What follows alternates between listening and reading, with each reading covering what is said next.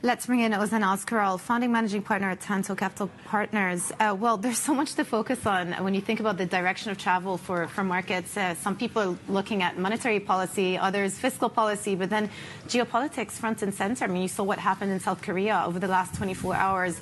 What role do you think geopolitics are going to play in determining market direction in 2025? I think it's going to be impossible to talk about market direction or pricing risk without talking about geopolitics. That was the case in 2024. I think it's going to be the case in 2025.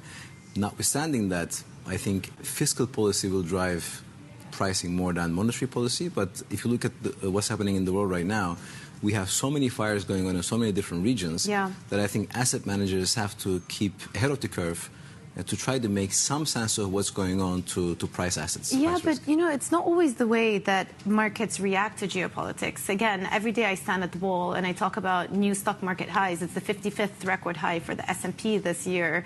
And there is a certain degree, perhaps, of complacency. Even if you look at oil markets, this part of the world has been a war raging on for more than a year, not really priced in to the price of oil over here. So what is it about geopolitical risk that isn't translating into where markets are trading? I think that's a great question.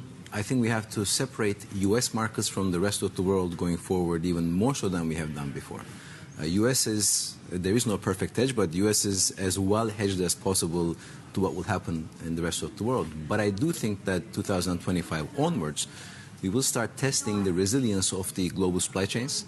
Obviously, everyone's trying to make sense of what the Trump trade tariffs will look like, which are hugely inflationary in its core. But so I do expect a lot of, if you will, a movement towards globalization version 2.0, whatever that may look like, with a lot of friendshoring, nearshoring, and different regions acting differently. Yes, so you talk about Trump tariffs, but what about Trump's foreign policy? And even now, we don't know who the Secretary of State is going to be. There are a couple of names being thrown around. That being said, he does not seem to be a big fan of live wars. He's even said he wants to end wars in 24 hours. He wants to end Ukraine-Russia. He wants to end what's happening in Israel-Gaza. If, let's say, for whatever reason, he's successful at cutting a deal in both of these jurisdictions, is that not a risk positive? Of course it is. It's a risk for the rest of the world. Let's take the three major issues, if you will. Russia, Ukraine, the Middle East, and the battle that supersedes all of these, which is US v. China, that will drive a lot of the issues next decade. On Russia, Ukraine, first of all, what does it mean to end the war? So let's just say that he manages to successfully end the conflict as it is now, with Russia having secured whatever territory they've got. If that is the case, then there's an automatic target that is going to be likes of Moldova. And then there's a chance of Europe and Russia heading into a Cold War that will persist for years to come. So that is what ending the war could look like if it does end the war as it is right now. If you look at the Middle East, a lot of things will change and are changing. Syria is going to kind of evolve into something else. Obviously, Israel withdrawing from Lebanon and the kind of conflict doesn't really look like a withdrawal at the moment, so it's going to be quite complex.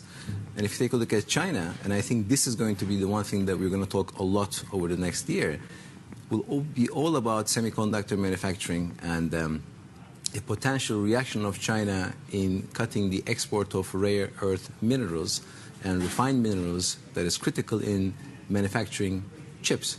So we are actually morphing into an area where if you're an asset manager, if you're a company, and depending on what you do, unless you are localized in the US, you're going to really want to understand how these dynamics are going to evolve, including commodity prices, by the way. What are you recommending for your clients to do then? Where do you put money into 2025, given these evolving shifts and the multipolarity that you mentioned? Look, in terms of markets, liquid markets, I am long US, and I'm still long MAG 7, despite of the super high valuations we find ourselves in, just because the world that we are living in will continue to morph into a much more digital world going forward.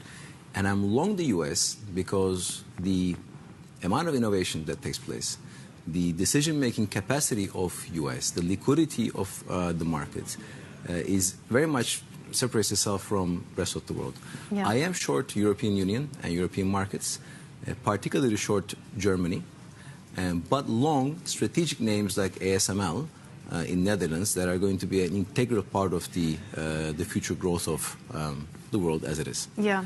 But I recommend our investors and our clients to try to price in and try to understand the nuance of geopolitical risk as much as possible. It isn't a perfect science. To try to place their investments accordingly. Yeah. Let me just round up a final question for you, which is the focus on defense spending for Europe. And the conversations that I've been having with people seem to insinuate that because there's going to be pressure from the Trump administration for European countries to beef up their spending on defense, there's going to be less money allocated to other parts of the economy. And clearly you talk about a competition drive, a productivity drive in Europe, but they are bound by fiscal constraints. So what happens in that scenario? Do European countries continue to put money into defense spending, or is that going to be sacrificed in the name of productivity and competition? I think they will have to increase spending in defense. It's going to have, obviously, a huge pressure on European markets overall. We don't have to go far. I mean, if you just go back to what the Draghi report highlighted, that even to retain the distance between Europe and US and Europe and China on innovation, they will need to spend north of 800 billion euros. That's 4.7% of GDP, which is a very difficult task. And that's without the increase of the, if you will, the war efforts between Europe and Russia. So it looks very difficult from my perspective for European Union.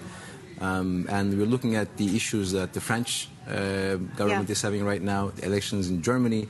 So there isn't a coherent, consistent approach to what the world will look like from a European Union perspective. Yeah, and fortunately, I hear that echoed among so many people I talk to. Ozan, thank you so much for joining us on the show today. Ozan Özkıral, founding managing partner at Tanto Capital.